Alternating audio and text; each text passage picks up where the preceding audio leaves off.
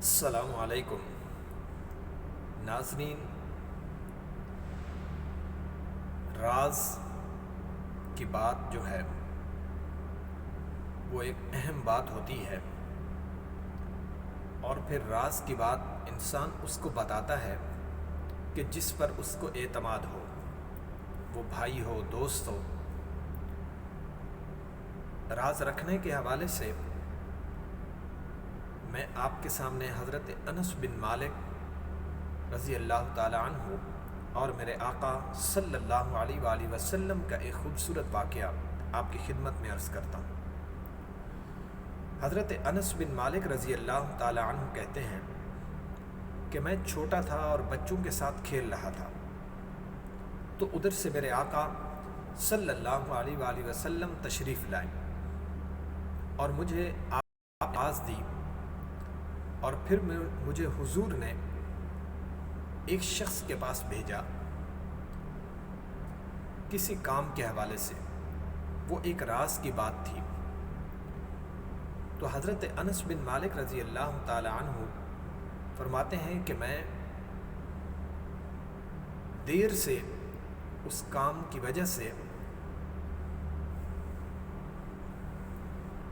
اس کام کی کرنے کی وجہ سے میں تاخیر سے اپنے گھر میں پہنچا۔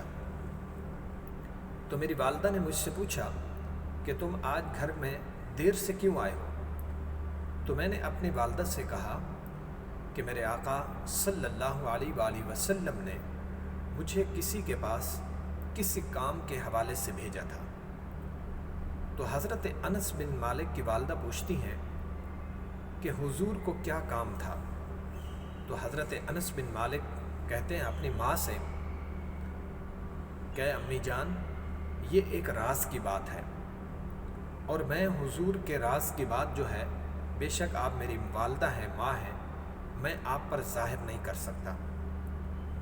تو آپ کی والدہ نے آپ کو شاباش دیتے ہوئے کہا کہ اے بیٹا، یہ بات ہمیشہ یاد رکھنا کہ کبھی بھی کسی کی کوئی راز کی بات جو ہے کسی کے سامنے ظاہر نہیں کرنا، بے شک وہ آپ کا سکا باپ ہو یا آپ کا سکا بھائی ہو۔